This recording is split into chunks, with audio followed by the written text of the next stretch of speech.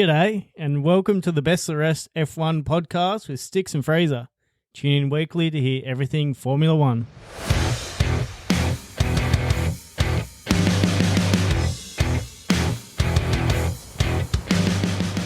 Hello, and welcome back to the Best of the Rest podcast, the number one rated Formula One podcast in the world. Is that not facts, Fraser? I mean, in our opinion, sure. Yeah, say it and it will come true. It's, what do you call it? Manifesting. Manifesting. Yeah, we're manifesting it. Like the number it. one pod in the world. Why not? And we've got, well, plenty to talk about. I mean, there is, but there also kind of isn't. Singular topic, maybe. Yeah. Actually, there was something else I want to bring up about. We'll get to that, but our man in the green machine, the racing green machine, I noticed something, and I want to see whether you've picked up on this or not. But anyway, we'll get to that. Right. So, Canadian Grand Prix, it was Well,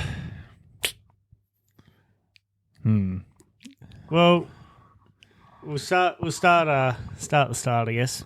firecracker, we could say. It took a while to go, and then it went bang. Well, but even before that, in the practice sessions, it was quite slippery. Even P1, you saw Leclerc had a crash. P2 was still quite slippery, and Stroll binned it. Struggling to find grip. Then even P3, Piastri had a brush with the wall of champions and punctured his rear tyre. So three dead set guns all had incidents in the practice sessions, is what you're saying? Is that your point? Yeah, sure. Something along those lines. A couple of big names. Yeah. Big money anyway. From one of them, yeah. Yeah. But yeah, essentially just it was quite slippery. The drivers were struggling to get a handle on the track and their car setups, which made it kind of interesting to roll into qualifying. So with Piastri's brush with the wall of champions towards the end of P3, there was an incident there where Tsunoda had overtaken Piastri because of his damage and whatnot, but the session was red flag, so Tsunoda received a 10-place grid penalty for overtaking Piastri on a red. So Too harsh? Probably is. But, yeah. I mean, sometimes you just have to have the rules as black and white, but there is that grey area of, like, if a car is having an obvious failure or damage or whatever, that you are allowed to overtake. So, yeah, it's kind of a tough one. 10 places seems wild considering recent penalties or lack thereof. I guess it's a technical. It's in the rules. It sort of has to happen, but 10 places is a massive penalty. And when you look at, well, we haven't touched on it yet, but like impeding incidents that happened in qualifying, Sainz got impeded, and that sort of ruined his weekend for the most part, and that ends up being a 3-place grid penalty. And impeding's tough because the driver that does the impeding, I mean, depending on how bad, but essentially a common penalty is only 3 places, but it can ruin the entire qualifying for the driver that got impeded. Like Sainz, he was confident that he was going to be able to get through to a Q3 or close to it, and instead he was knocked out in Q1 convincingly. I think it was 18th or something that he qualified. Yeah, it was shocking. It's one of those things. Like, I do feel for the stewards because putting penalties in place around incidents like that, like you hear it mentioned a lot, but you can't really base it off the outcome. It needs to be the action alone, because in impeding where science goes through still sort of needs to be punished. It can't be like, oh, well, you've impeded a driver that was never going to make it through, so what, you don't get as big a penalty. It's one of those weird ones where the result needs to be forgotten about, but it just needs to be the action that they're needing to be penalised, which has been, it's been quite contentious issue after the end of this race and the shenanigans that went on. But we'll jump over to quali and run through that, and then we'll get into the old meat and potatoes of it. So not taking into account starting grid, this is just qualifying. Knocked out in Q1 from 20th to 16th, we had Gasly, Lawson, Stroll, Sainz, and Bortoletto. So obviously, as we kind of touched on a little bit there, Sainz was one of the kind of outliers. Mainly because of that impeding. The Williams were looking quite quick, and without giving much away, obviously Albon isn't named yet, so he does do a little bit better with the old Williams in qualifying. Any other kind of outliers there, Stix? Not overly. I guess Gasly was a Q1 exit, wasn't he? Yes. So that's a bit of a surprise. Yep. So he's obviously been out qualified by his teammate, Franco Colapinto, for the first time this season. Which Franco needed a good weekend, so that was a good start. Out qualifying his teammate. I don't know whether you heard, but old boss man, what's his name? Bria something or other. Flavio Briatore. Said that, if Colapinto doesn't pick his game up, every chance they'll be sacking 2 drivers this season. So, as in, Colapinto doing be out the second Colapinto time. out. And I was thinking that pretty they were wild. going to sack 2 at a time, like Colapinto and a Gasly for a second there. So, yeah, good to see super performing rogue. under pressure. Good stuff. So, Q2 exits, mate. So Q2, 15th to 11th, we had Ocon, Behrman, Hulkenberg, Colapinto, Tsunoda. So first one to point out is Tsunoda qualified 11th, but as mentioned earlier, he does get that 10-second penalty, so he will start from the back of the grid. And evidently when the race kind of starts, he does start from the pit lane, I'm pretty sure. Just feels like a flogging a dead horse talking about that second Red Bull seat, but far out, man. It actually wouldn't have been too bad of a quali 11th if he Which is wild to say. Didn't get the penalty. Yeah. Think about that statement. It's just odd. 11th is not too bad of a quali. Yeah. And you're talking about a top 4 for team. a Red Bull. You take any of those top 4 teams and put any of those drivers in 11th and you go, oh, they've had a stinker. For that second Red Bull seat, it is just so bad that 11th is sort of like, meh, you're not even going to talk about it. It's just, Didn't crack Q3 and, that's not a bad result. It's wild. Right, top 10. Rightio.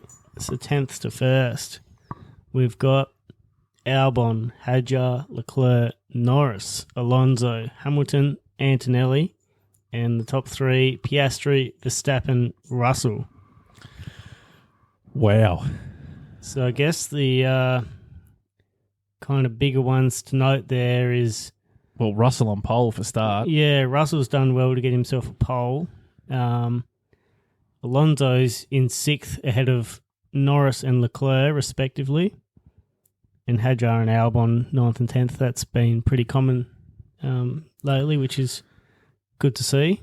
But, Russell pole and the only driver to crack the 10s, and he got a 10.8, given a 10.89, I believe it was. But, that's wild. He... it's a fast lap. He definitely... Because it was him and Verstappen last year, wasn't it? That got was it like 11s flat or 12 flats or something? It must be 11 flat. Yeah, the exact same time. Yeah. Russell definitely likes this track and seems to perform all right. And Verstappen, well, you could see Verstappen was still stoked with second. When they were interviewing him after the quali session, he was definitely up and about and pretty chuffed with qualifying second, which is impressive. And Norris chokes again. Yeah, Norris has had a stinker there in quali. So was Leclerc, but he said his was more to do with impeding, I believe. Oh, not impeding. It was dirty air from Hadjar, that's right. But, yeah, I mean, it wasn't really an impeding, so you can't really blame him too much. And I can't see how Hadjar would have planned to do that. So No, I think it's just the nature of the beast. It's, these cars are super sensitive to any turbulence, and it was just sort of unfortunate, really. But it did unsettle him through that. I don't know what numbered corner it was off the top of my head, but sort of lost a little bit of oversteer going into the corner, and then in the power zone, fully lost it, and then lost his cool too. He wasn't happy. No, he wasn't. Which is fair enough. But Norris's, I think, was just a snap of oversteer, just kind of lost the arse end a bit on his own. I don't think there was... First big mistake for the weekend. Yeah. And I've heard a lot of other people talking about it, and I think, it's worth mentioning again. It's these mistakes that keep happening, which are the ones that are going to cost him a championship. It's his own mistakes that are sort of shooting him in the foot. That crash at Jeddah, for one. Like, it's just little mistakes that you can't be making when you're in a close championship battle. No, that's right. And as we'll kind of talk about later on, kind of has a bit of a way into his race result. Right, well, I don't really have any much more to add on the quali side of things, apart from good to see a different qualifying result. See the McLaren somewhat out of position and seeing some different faces at the top of that grid. The only thing I was just checking my notes here that I didn't mention was in Q1 there was a red flag due to Albon's engine cover oh yeah, pretty much disintegrating. That was wild, wasn't it? Just going down the straight and just off it comes. I haven't seen that before. Neither have I. I don't even know if I've really seen any kind of damage to an engine cover. I think someone might have had kind of a collision somehow and it dislodged some, but never just driving. I can recall seeing a car with its engine cover off after some sort of incident, and it looks wild, but like you say, I've never seen one just, I guess, catch some air and, bang, rip her off. That's wild. Yeah, because I think they said that they're all screwed down, fixed down in multiple places. So it's not like it's just a tape or clips or anything like that. So was it Martin Brundle was saying that they're screwed in place, but then they use tape over the seams to stop any air potentially getting up under it and causing that. So maybe, I don't know what would have gone on there. Maybe need to get a bloody sponsorship from old Gorilla Tape, mate. Yeah. That good stuff. Some of that in there. But yeah, that was lucky for Albon to actually get out of Q1 after that incident, because there was only 5:20 or 5:40 left on the clock, something like that. Yeah, I don't think there was much left. So yeah, they did well. Right, so over to the race itself.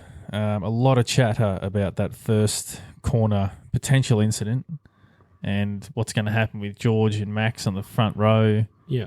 And I thought it would go like this, but it sort of just fizzled out and nothing really came of it. No. Very clean opening lap in turn one. Although Antonelli had a great pass on Piastri there. Jumped himself up a spot. And yeah, I mean, you got to give credit where credit's due, and it was a great move from a young, rookie driver to be up there with the top guys, and on lap one to make that kind of a calm, educated, and move and hold it together. How much of that move do you think comes from Piastri going, yeah, look, it's not worth me crashing out early on for a position. Do I just play it smart and ease up here a bit? Do you think that was a driving factor behind that? Like, he's just playing the championship game? Yeah, I think that probably did play a pretty big part on it. If it was later on in the race, say, and it was a move like that, I don't know if Piastri would have let it pass as easy, or essentially he is just thinking about the championship, and losing a couple of points to that kind of overtake is easier to swallow than a collision and shunt into the wall. Yeah. But yeah, not to take away from Antonelli, because it was a great overtake, and secured him the podium in the end. I guess we should preface the actual results before we get into chatting instead of doing a lap by lap run through? Yeah, certainly. Go for it, mate. Points or full? Just run us through a 1 to 10. Righto. So, in first position, we had George Russell. Second, Verstappen. Third, Antonelli for his first F1 pole. And I think he was the third youngest to, did I say pole or podium? I don't know what I said. Don't know. We'll have to get back to the editor. His first F1 podium. I think he's the third youngest to step on the podium. I think it goes Verstappen, Stroll, Antonelli, if I heard it right on the broadcast. Moving on, Piastri in fourth, followed by Leclerc, Hamilton, Alonso, Hulkenberg, Ocon, and Sainz to round out the top 10. Right. Let's get into it. The meat and potatoes. Clearly, Norris is not on that list because, well, I'm assuming that you would have watched the race and there was contact between the McLarens, Freezer. Don't make me relive it. There was contact. The two McLaren boys were racing hard but fair. Couple of good moves. I think from both of them. I think Norris might have got a move on and got past, and then Piastri got back ahead or something or other. But they were, lots of wheel-to-wheel action towards the end of the Grand Prix. And then Lando, maybe a little bit over-eager, had already a prior decision from what it looked like to take the inside exit out of the corner. So he'd come around wider into the corner to be able to cut back in behind Piastri. So it looked like he'd already made that decision. And then as they're coming down the straight past the pit wall, ducks over to the left-hand side to try and slide it past Piastri, but completely misjudged how much gap was going to be there and clipped the rear wheel of Piastri. His wing, Norris's wing came off under his car, threw him into the wall, and game over. End of race. Luckily, no damage not substantial to Piastri, so he was able to finish his race in the same position in fourth. But not a good result in the end for the McLaren team. Yeah, he was looking for that inside line in that turn, corner one, and it just wasn't there. There's no space there. He just made a bit of a bloody mess of it, really. And straight on the radio and apologising to the team and, claiming responsibility, which is good. Instead of trying to throw the blame around, which most drivers tend to jump into, or their instant reaction when the emotion hits in the car. But again, so they got squeezed or moved under braking or didn't leave room or something. But no, took full responsibility, put his hands up or both hands up even, and said, no, that was on me. It was probably stupid and owned up to it big time. Yeah. It was, I'm sure, a tough one for Lando to deal with and a tough pill to swallow. That's 10 points that he's just dropped to Piastri on the rip. So now Piastri's 22 points ahead, more or less a race win. And Lando will be kicking himself. It's just these mistakes that keep creeping in. Like he probably would have had Piastri. He seemed to have a little bit extra pace at that point in the race. And he still had 5 or 6 more laps to go. It just probably wasn't really necessary. But, and he actually mentioned before the race, and the commentators were saying only laps before that he said it's inevitable that him and Piastri will come together at some point. And then he just goes and drives into the back of him, which is a bit awkward. Yeah. But in terms of contact between teammates, it's probably the only way that could go without it causing a rift between the drivers. Like if Norris were to hit Piastri and carry on and Piastri get a puncture and then him, drop out of the points, or then, that's going to leave a dirty taste in Piastri's mouth. But it's, Norris's fault, and Norris is the one that's solely copped the punishment. Where if you took both of them out, then, Piastri's going to be more pissed because it's, like he's losing out to not just Norris, but Russell and Verstappen are taking a decent chunk out of both of their leads on them. So, yeah, sort of looking at the positives from a shitty situation. But, yeah, I think in terms of their relationship as two number one drivers and keeping things civil, it's probably gone down as well as you could hope for. Yeah, yeah. No, I'd have to agree with that.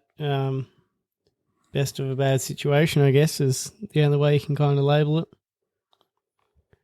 I think that's about it for the McLaren topic. Did you see Albon power unit failure? So another Mercedes. Mate. Mercedes having a bit of a rough trot here. Mercedes power unit, they're in the back of the McLaren, aren't they? Yes. Yep, they are. So that's a little concerning for McLaren. At what point are they going to start having engine problems? Because it seems like every team has had an issue with that power unit. Yeah, we've had Haas, Williams. Haas Mercedes now, or are they Ferrari? Oh, maybe they're Ferrari. We've had Aston, Mercedes, Williams, and Mercedes themselves. Yeah, with Antonelli. Yeah. So it's I don't think McLaren's had any yet. It's widespread, so you'd imagine at some point, unless they've identified the issue and can fix it, I don't know how that works, but whether they're allowed to go in and make any changes to the engines. Well, I've got a fan question here. Right. Should Mercedes be concerned about another failure?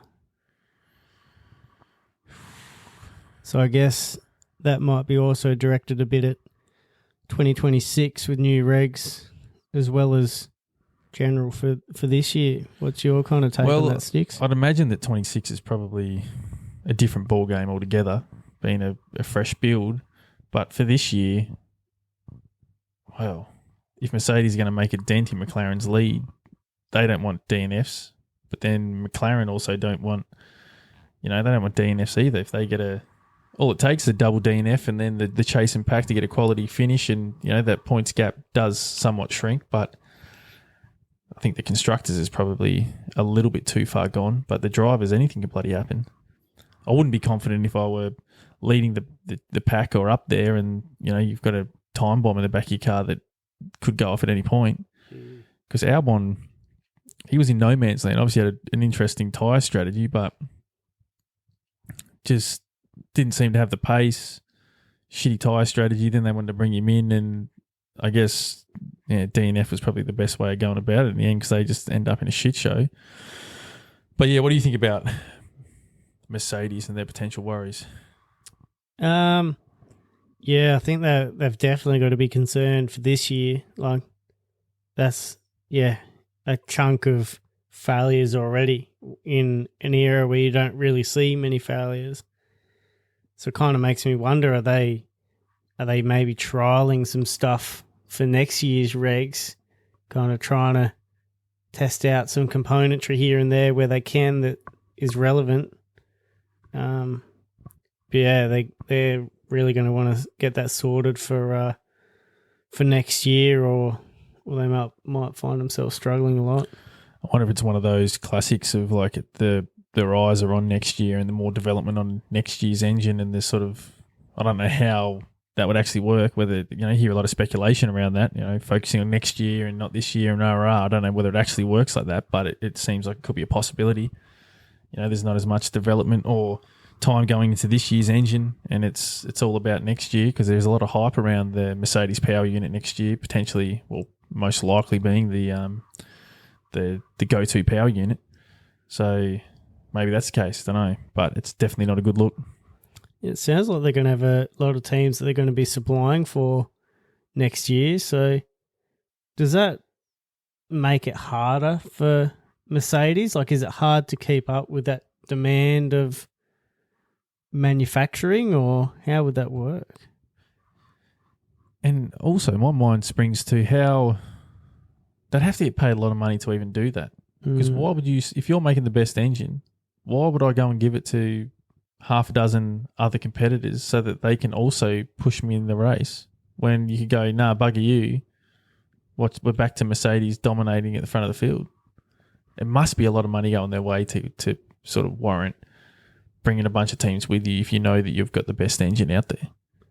Yeah, and then you look at this season where McLaren are essentially above everyone else at the moment, and they're running Mercedes engines, and Mercedes are kind of struggling to keep up. Yeah, so yeah, it's interesting how all that works.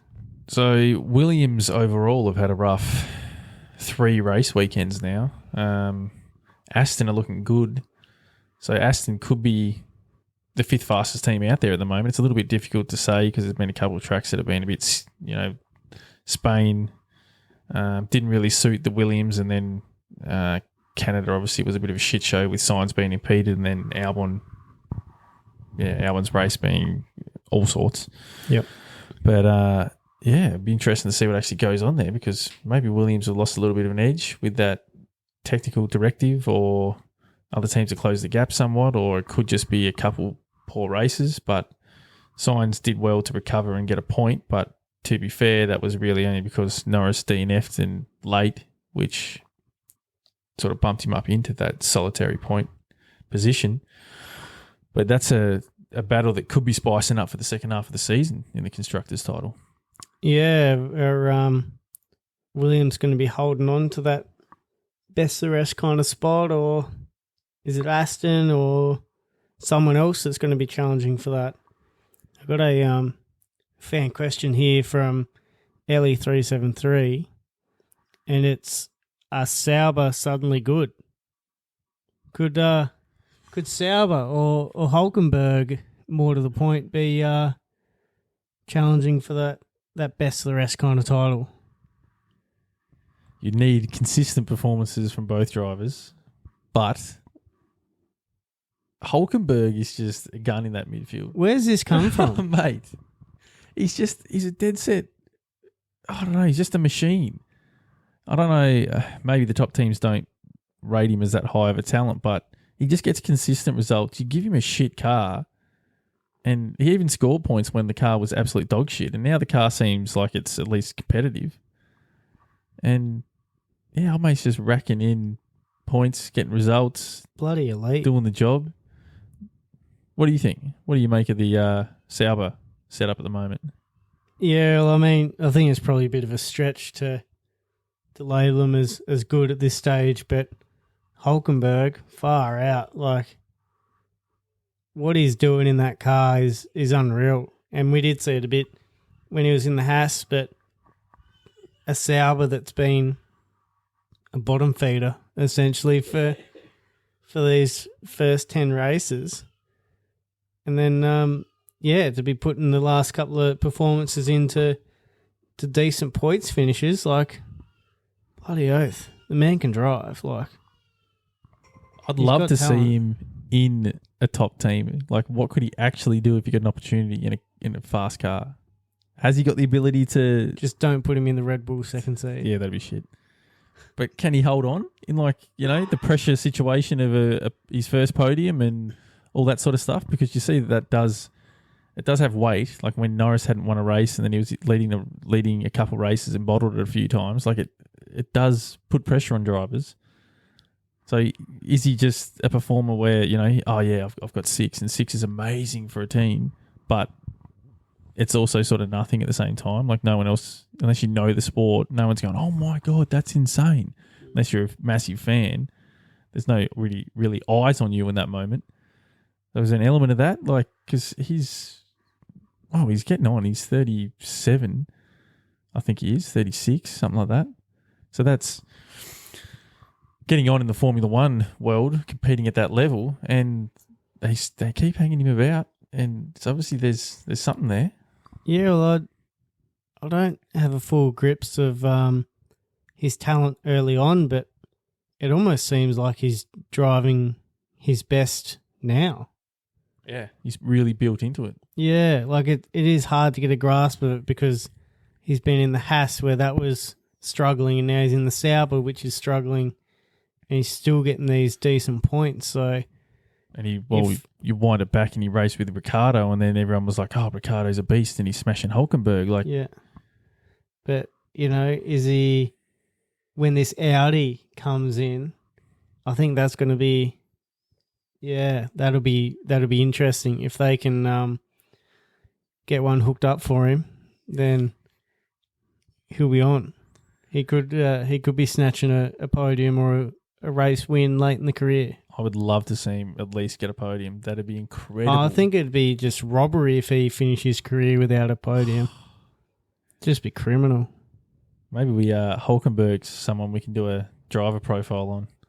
Dig a bit deeper into that man's career and see what got him to where he is at this point in time. It's a great idea. Another team I don't really want to touch on, but I feel like I have to. Another sort of nothing weekend from Ferrari. Just meh. Yep. Meh. Yeah, just Fred Vasseur walking into a team meeting for this weekend. Meh. Like it just I don't know what's going on. Like, no threat. Yeah, they're just there but not there, and kind of weird strategies, but then not terrible. And I don't know. You can't really. There's not really one moment in any of these past races where you can pin it on and go, yeah, well, that was the problem. They just don't seem to be performing. Exactly. Pretty much what it boils down to. It's like they just don't quite have the pace to go with the top teams. Like they're thereabouts, but there's no pace to sort of threaten for a podium, threaten for a pole position. It's just, average. Surely Mercedes are second in constructors now. Yeah, I believe they are after the weekend's points haul. Yeah, they are. So Ferrari were second after, not being that far in front of Williams, who were in fifth, and Ferrari were in fourth. And it was that Monaco weekend, wasn't it, where Leclerc come second? That sort of bumped him up there a bit. I don't like this new look to the website, Stix. I'm not going to lie. Making it a bit hard to find the stats, mate. Yeah. Season points. Yeah, so they're on 199. Now I've got to go back out just to bloody... While you're trying to find those points, I just want to go on a quick rant about dirty air. Dirty air. Ferrari's 1A3. Yep, keep going. Right. Dirty air. It's almost... It feels like it's ruining good racing for this year. Like, we had so much hype going into this season around, okay, so many teams are close, it's going to be crazy. We could have a crazy amount of race winners, rah, rah, rah. But I don't know if it's exacerbated this year in contrast to last, but there's just, like, fuck all overtaking going on. And, well, Leclerc's probably a great example. In quali, there's a car that's a couple seconds up the road, if that, and the car's so unsettled he can't even put the power down without the ass kicking out. Like, it's just made it not the best racing, because we're not seeing overtaking. It's sort of, okay, jump in, don't get too close, don't burn your tyres up, and you've got to have some serious pace to even be able to overtake. And it feels as if, well, Canada seems like a place where you would think, in those long straights with DRS, you probably would get some overtaking done, but it just doesn't really happen. And I think it just sucks to watch this season sort of unfold the way it has. It's interesting enough, but it feels like we should be getting a lot more battling, a lot more overtaking throughout the race, not just, okay, first corner and, okay, everything's going to settle down and then that's going to be sort of roughly it until strategy plays out or tyre conservation comes into play where one car can push while another car's tyres are cooked. I am glad that the regulation change is coming in when it is, because otherwise we're going to end up with Formula One before DRS, before ERS and all these assists come in to try and encourage overtaking, where it's like, okay, follow the leader, away you go, don't make any mistakes. You'll more or less finish in the same order that you started.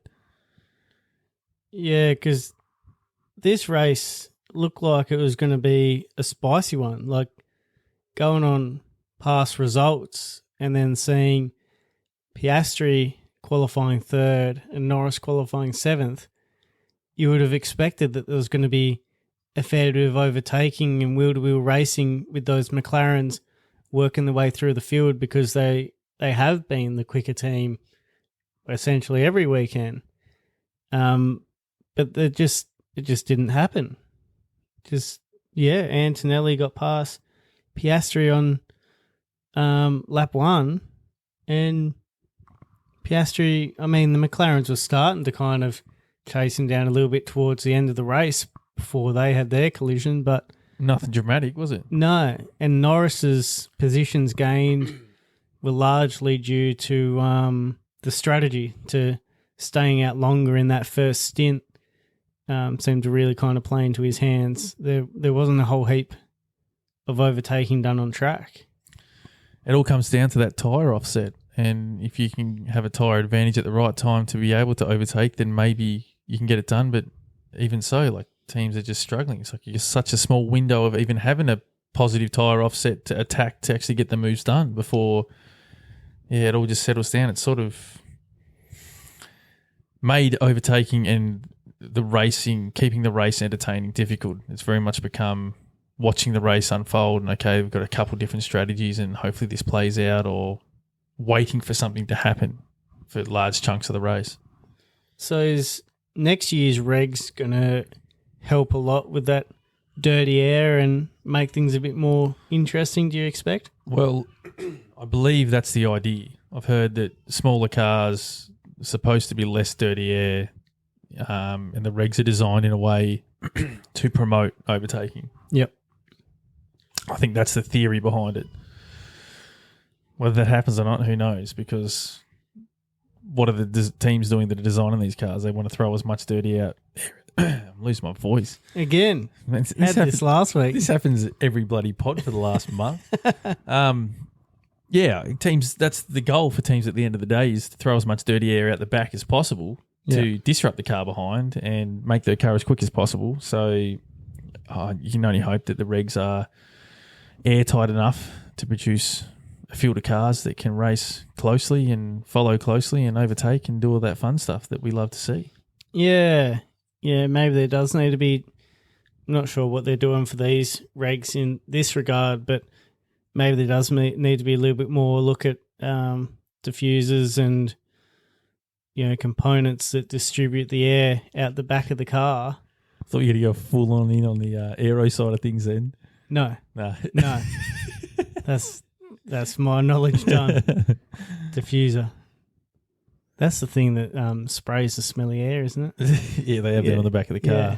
And they put terrible smells in there. That's what they call dirty air. Oh, that makes sense. Like stink bombs. Yeah. They need to put like cherry blossoms in there instead. Yeah, they normally do for the Japanese Grand Prix. Oh, yeah. Makes sense. Yeah. Full circle. Love cherry blossoms. Anyway, maybe, there does need to be, from the F1 perspective, a little bit more on a fixed design at the back of the car so that teams can't find ways to distribute the air and make that dirty air. But, they're engineers, aerodynamicists, like that. That's what they're going, like that's their job, is to find the loopholes. And it's a constant battle, isn't it? People like Adrian Newey, they're going to find a way to make that work. All right, do you have any more you want to add on the race? Was that more all from you? That's pretty well it for me. Before we jump over to predictions, I just want to note two things, right?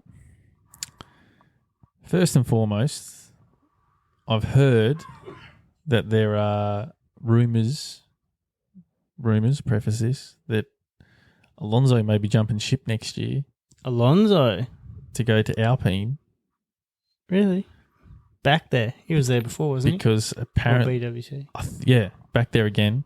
Because I think Alpine are getting the Merc engine, and I think his idea is he hasn't got many seasons left. The Merc engine is going to be good. Jump into a car with it and see if he can tear shit up in an Alpine.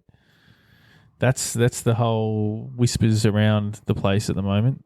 Doesn't Aston run a Merc engine anyway? They'll be Honda next year though. Oh, true. So that's gonna wants to stick with the Mercs. That'll be interesting. engines. And the second thing is purely just vibes. But I think Liam Lawson's cooked. I think he's done. Yeah, I don't think he'll be on the grid next year. right. Big call. Yep. I'm putting it out there. So we can definitely forget that I said this when this happens next year and go, I swear I said it at some point. Wow. I think he's done. Toast. I don't think they'll hang around with him. I think they'll go, see you, mate. Get a young bloke in there.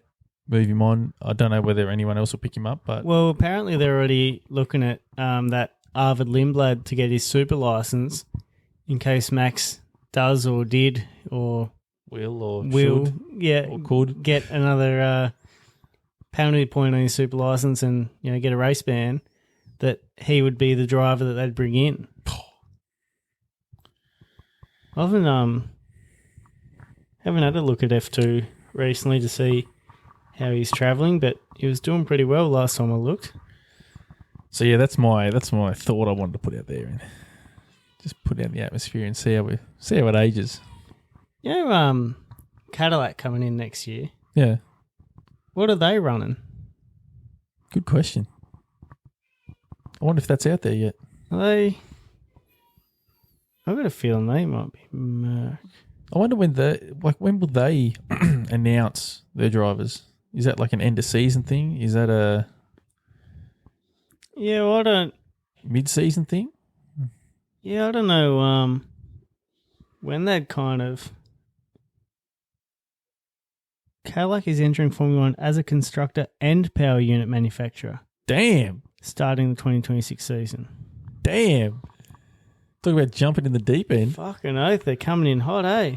Fuck. Imagine they just rock up and their engine blows up every second weekend. Ooh. What's this though? Partnership jam with TWG. While Cadillac will be using Ferrari power units initially, GM Performance Power Units LLC has been approved as an F1 power unit supplier from 2029 onwards. Right. So, yeah, they'll start with Ferrari power units, and in 3 years' time from next season, so 2029, then they'll be potentially ready to go with their own. That's crazy. That's big, though. I mean, Because you got like Alpine, who are running the Renaults, who, bailed on it. throw their own power units and shit in the bin, go for a competitor's power unit, and then Cadillac's like, no, we'll be right. We'll take her on. She's all gravy. I think that might have been a stipulation for them to get the contract to become a team, was they had to become a power unit, something or other, manufacturer or whatever they call it. Well, I thought it was rumoured that F1 was trying to head back to being like a full constructors, manufacturers kind of sport again. As in they all make their own engine? Yeah. And then that'd be good. Which is what I thought. And then Alpine bail on Renault. You would have thought that would have stayed, but there's all the rumours as well that Briatore is trying to make Alpine as appealing as possible to sell the team, and someone like Porsche is looking at getting into the market. That's probably what he's doing. Yeah, but how much truth there is to that, I'm not sure. I mean, I could see that being true, but because he's a weasel. Yeah. It would be interesting. Fucking weasel. It would be interesting if they all made their own engines, but then at the same time, if you had one team that dominated and it become like an engine constructor where you just got, Mercedes have done it again and made a baller engine and no one can catch him because no one else has got a Mercedes engine, that'd sort of suck. Yeah. Yeah, I mean, I do understand that, but when it's a constructor series, it doesn't really make that much sense for, say, 7 of the 10 teams all using the same power unit. I know that's not quite the right number, or 11 when Cadillac come in, but I know that's not quite the right number, but if that was the way it kind of headed, Mercedes just making these power units for, it's it pretty much goes to a spec series again, doesn't it? Yeah, you make a good point. It's Because to me, that's the whole point of the constructors. Like, I know you still have the areas that you can tweak with your design and aerodynamics and all that stuff as well, but... Well, yeah, because if McLaren win the constructors, they've won it with someone else's engine. Yeah, It's surely sort of Mercedes less would of get a- a cut. They'd have to. There's something. There'd be a percentage. At least they go down as McLaren with the Mercedes engine. Anyway, McLaren Mercedes. I guess we get over to our prediction results if we have to. I'm in fucking terrible form. Hit us for pole, mate. Who'd you have? Piastri, wrong. I had Norris. Incorrect, with Mr. Russell taking the pole victory. Podium, third. I had Piastri. Verstappen, wrong. No, Antonelli claimed that one. Second, I had Norris. I had Verstappen, which was Oh, correct. hey, nice. Don't mind it. I had Piastri for the win, which was also wrong. I had Norris, which was definitely incorrect. So I got 1 point in that little hole there. Left the field, mate. How'd you go? I had Tsunoda top 8, which he couldn't quite get there. If he started in that 11th and didn't get the 10 place grid penalty, Could have been on. could have been on. I had Lance Stroll to score points, which was wrong. But before we move on from Lance, I mentioned at the start that I wanted to bring something up that I noticed about a driver. Have you noticed whether Lance has had anything done recently? Just in recent time, anything different in race interviews? You picked up anything? No, just that he was wearing his sunglasses the whole time. So I was watching an interview and I'm like, okay, ooh, what was that? What's going on here? What was going And I on? looked, I enhanced. I said, hey Google, enhance more. Is that what you normally do to your photos? Needs more than that. And I was like, he's had his teeth replaced. Teeth replaced? He's had turkey teeth put in. What do you mean turkey teeth? Haven't you seen the old turkey teeth? They fly over Turkey and get like the big fat white obviously fake teeth put in. Oh. I I thought you meant like the bird. don't even know if they've got fucking teeth. I don't think they do. Got a beak. So then Pardon me. so this was a recent interview over this weekend, and I was like, damn, surely not. Surely old mate hasn't taken last weekend off and then the hand thing, and then he's just taken off and gone and put new chompers in. And That'd be so unreal. I had to do a little bit of digging. Have you verified? And I went back through a few old post-race interviews, but Stroll is famous for not fucking moving his mouth. How was the race, Lance? What do you think about the race? Maybe that's why. But after a little bit of digging, I did find that, yes, the fake chompers were in a previous video as well. So he's got the big fake teeth in, and it's only a recent thing in the last probably, I don't know, month or so. So keep an eye out for that. Old chompers. Wow. Old chompers. So yeah, anyway, back to the predictions, but just wanted to note that. Old chompers. Well, speaking of old chompers, that's what I had for drop the ball. And didn't he just? Fucking He abs. fucking dropped it like a hot potato. Home Grand Prix, yeah, let's shunt it into the wall and then let's try and drive it back to the fucking pit lane by, the tyre's about to smack him in the head. No, it's fine, I can get it back, which is highly illegal. And then what does he do in the race? Well, nothing. Absolutely nothing. You know what he did do in the race? What? Forced Lawson off the track. Oh, no, Gasly off the track and got himself a 10-second penalty. He was already fucking trundling around at the back of the field and then literally did not give Gasly any room at all. Gasly had to put half his car on the grass down a straight. Just... I didn't see that. He got 10 seconds. What a fucking... He just doesn't even seem to give a shit either. Just absolutely uncalled for.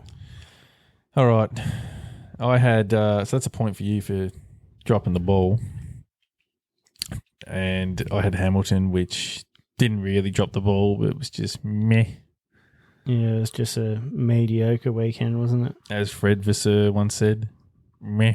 Yeah, and he's He definitely said his that. team debrief. Yeah, He walked in and went, meh. that's exactly how it went. That's what Stix reports on for us. And I guess the last, well, not really a prediction, but I had the drivers under the pump going into the weekend, Sonoda and Colapinto. Sonoda, yeah, pretty much just drove it. He was there. And Colapinto probably earned some chips. Yeah, one of his better weekends this season. Any more to add for this race weekend? Or are we just going to go into tally up some points so I can see how far I'm fucking behind? Should we do a double points weekend or a triple? Yeah, you mentioned that, remember? And then we decided that you'd just put a bigger gap because you'd just get fucked over further. Can we do like a double or nothing weekend? You get double and I get nothing. And you still come back and win? Yeah. Oh, fuck.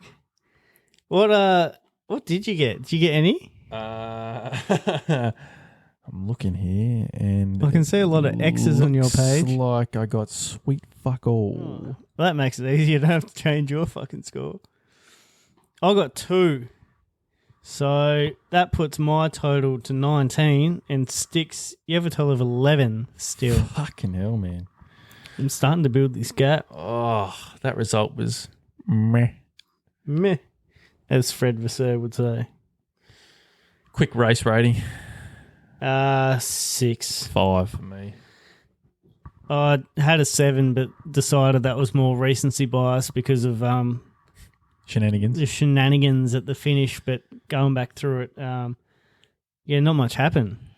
All I kind of reported on was lap 1 was clean, power unit failure for Albon, Stroll doing stupid shit, and then McLaren. And that was it. That's the whole race. That was it. That's all. And Hulkenberg and Alonso, fucking great drive by the two old lads.